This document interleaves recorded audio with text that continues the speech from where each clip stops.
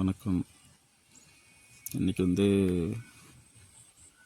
ஆடுகளுக்கு குடற்புழு நீக்கம் பண்ணலாம் அப்படின்றதுக்காக லீவை போட்டு வெளியில் வந்தால் பசங்க எல்லாம் பாருங்கள், நல்லா இன்றைக்கி அவனுங்களுக்கு லீவுன்றதுனால கட்டுத்தறியெல்லாம் கூட்டி சுத்தம் பண்ணிகிட்டு இருந்தானுங்க.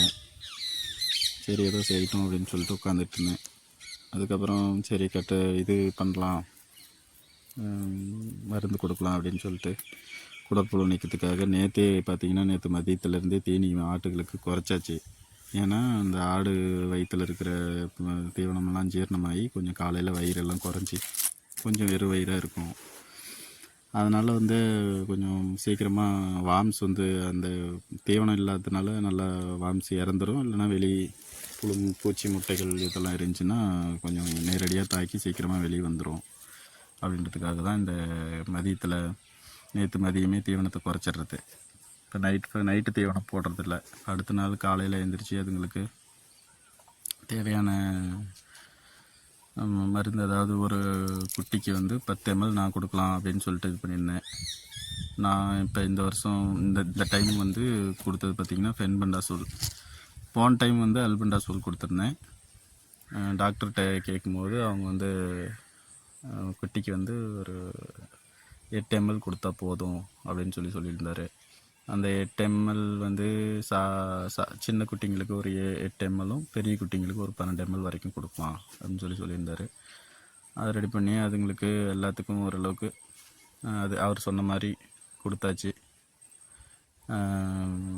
பெரிய பெரிய குட்டிங்களுக்கெல்லாம் ஒரு 12 ml கூட கொடுக்கலாம்.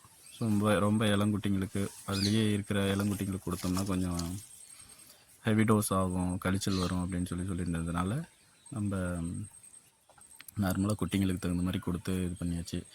45 நாளைக்கு ஒரு முறை டிவார்மிங் பண்ணுறது குட்டிங்க வளர்ச்சிக்கு நல்லாயிருக்கும். பாருங்கள், இதெல்லாம் இப்போ நம்ம பிடிக்கிற கிடா 50 கிலோ உயிரடக்கி இருக்கும். அதுக்கெல்லாம் 8 ml கொடுத்தா பத்தாது.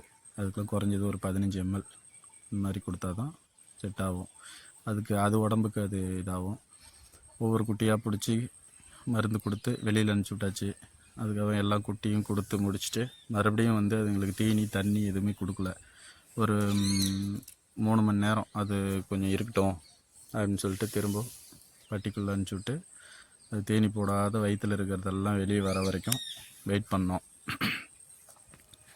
வெயிட் பண்ணி அந்த கட்டுத்தறியை கொஞ்சம் சுத்தம் பண்ணி எல்லாம் ரெடி பண்ணிட்டு ஒரு 10:30 மணி வரைக்கும் தீனி கொடுக்காத இருந்து அதுக்கப்புறம் அதுங்களுக்கு தீனி கொடுத்தா நல்லா தீனி எடுத்துக்கிச்சிங்க. இனிமேல் இன்னும் ஒரு 45 நாளைக்கு தொந்தரவு இருக்காது.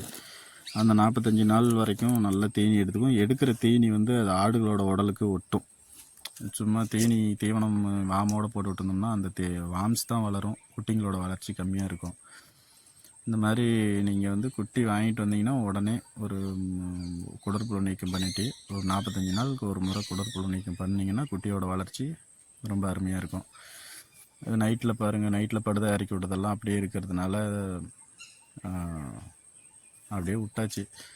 பாருங்கள், இதுதான் இருக்கிறதுலே பெரிய கிடா. போன வருஷம் வாங்கினதில் நான் பக்ரீத்துக்கு விற்கும் போது இந்த குட்டி சின்னதாக இருந்தது.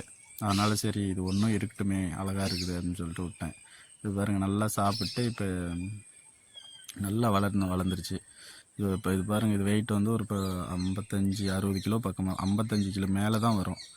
அதோட பார்க்குற அதோட தோரணைக்கே அதை வச்சுருக்கிறேன். கொம்பு மட்டும் இருந்தது அப்படின்னு சொன்னால் இதோட லெவலே வேறு. பாருங்கள், என்ன குழந்த மாதிரி